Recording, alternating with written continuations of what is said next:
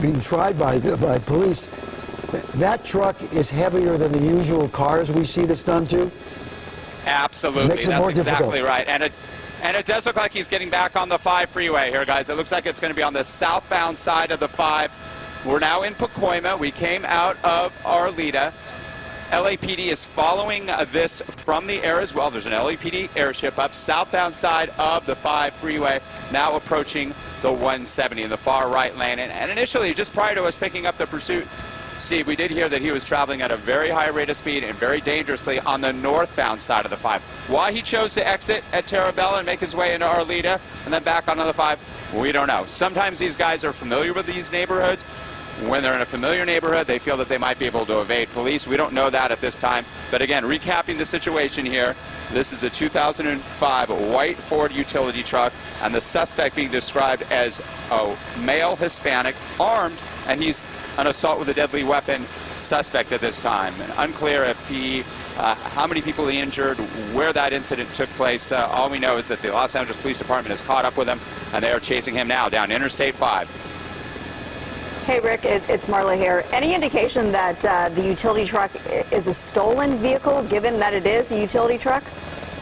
At this time, we're not hearing that, but that's a very good point, Marla. There is a possibility of that, but as of right now, we're not getting that information from our desk. We're tracking this on our scanners up here as well, trying to get more information. And at times, we will hear some vital information just like that from officers. They've obviously run plates. If the plates came back to the suspect, then they know more about him. If it's stolen, they don't know. Again, we don't know exactly how this happened. If there was a situation that assault took place and then he was able to find his way into this vehicle, that's a possibility as well. Traveling southbound on the 5, that was a split with a 170 in Sun Valley. Continuing on the southbound side of the 5, and he'll be winding his way down Interstate 5 down towards Burbank, down towards Burbank Bob Hope Airport here. Now traveling at a higher rate of speed. Looks like he's going about 75, 80 miles an hour on a wide open Interstate 5 here in the valley.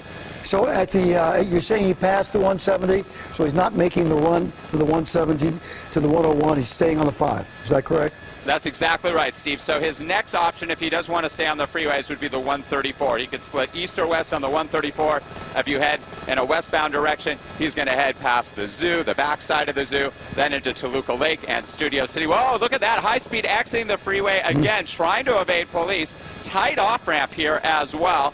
And these officers have already been aggressive in trying that pit maneuver and were unsuccessful, but it was challenging in that street there. These officers train for it. We see them do it right here in the San Fernando Valley, but as you mentioned, Steve, as he goes across the barrier, the island there, against opposing traffic, this is where it gets really dangerous. And now he's making his way on the right side of traffic at least. Very dangerous situation here. Once again, a good reminder to everybody, if you happen upon a pursuit like this, you see this going on, do not try to be a hero. Do not try to intervene. Entering the 5 freeway back northbound again, by the way. Just stand back. If you hear the lights and siren, stand back, pull off to the side, give the officers all the space that they can use. You know, one of the problems here is that when he goes back on the 5, for instance, nobody on the 5 has a clue as to what's going on. That's exactly right, right here, as you can see. And we'll widen out just a little bit for a moment because I want to show you how many officers are trailing this suspect. 1, 2, 3, 4 patrol cars trailing this utility truck that has now been pursued for a good 35, going on 40 minutes now. Now heading back northbound on the 5. You saw him exit the freeway here in Sun Valley, wrap right back to the north. Again, why he's going back north? Does he want to get back to a neighborhood he's familiar with? We don't know, because we don't know where this guy's coming from. A lot of the times it's just an erratic move to try to evade officers, and it was unsuccessful there. Officers still tracking him on the ground with those patrol units and in the air with an LAPD airship. Making his way northbound on the 5 now, and as you see, we'll widen out a little bit, you're going to see that merge now again with the 5 and the 170 in the north end of Sun Valley. He'll be heading northbound and continuing up back to where he came from, where we picked up the pursuit in Arleta and Pacoima. And of course, LAPD no stranger to situations like this, especially given the pursuit that they dealt with earlier this week. Just a couple of days ago, Rick, with, you remember, the chase that everyone's talking about still in that.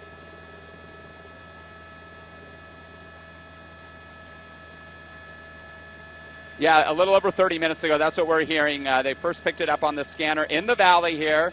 The mission station of the LAPD picked this up We're unclear on how this happened. It could have been a simple traffic violation, and they ran the plates and found that the individual connected to this automobile, this utility truck, is wanted for an assault with a deadly weapon. Or there may have been a situation that occurred just prior to the pursuit that led to this chase. And this chase now is on Interstate 5, traveling northbound. He's going about the speed of traffic now, about 65 miles an hour. I'm counting several patrol cars still behind him. I'm also seeing officers up ahead. A lot of times what officers will do is they'll do some planning to position officers ahead to control traffic, to back traffic off. If they can clear the freeway, get that open spot again, they can try that pit maneuver again, try to spin this guy out and bring this pursuit to an end.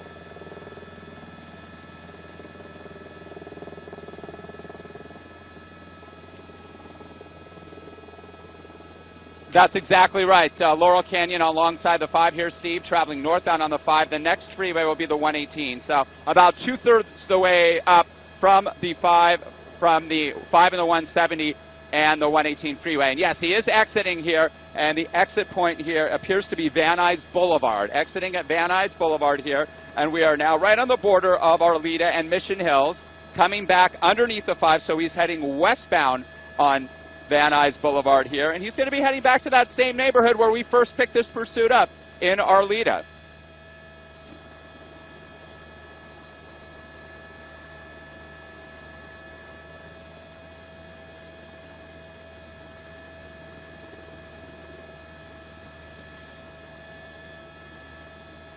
That's exactly right, Marley, and he is traveling southbound here, coming off of Van Nuys Boulevard back into a residential area, and that's a good point in this neighborhood especially because you have narrow streets, you have more pedestrians, it's the middle of the day, it's the noon hour.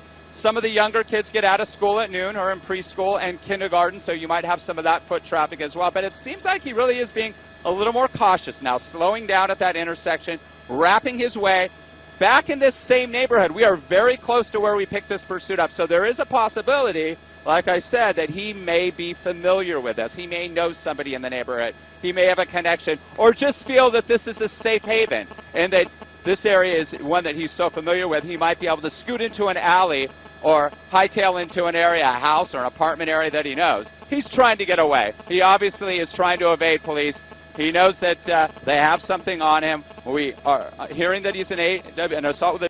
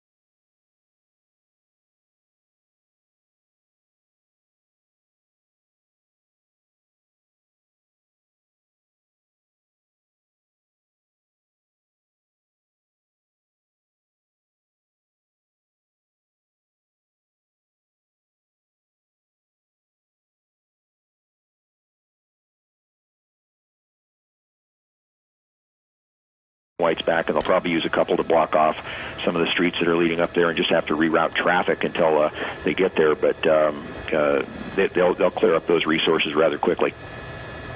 All right, so you've pretty much seen what happened here, and Jim Holcomb, thank you very much. And Rick, for you, this thing started, it looked very frightening for a while. We saw the guy drive through an apartment complex, it looked like, hit a gate, knocked a man over. We had a couple of pit maneuvers that were unsuccessful, and then it came to this end. We will bring it up to date on the latest on this coming up at 5 o'clock in Studio 11 LA, and that's it for us. We thank you for staying with us through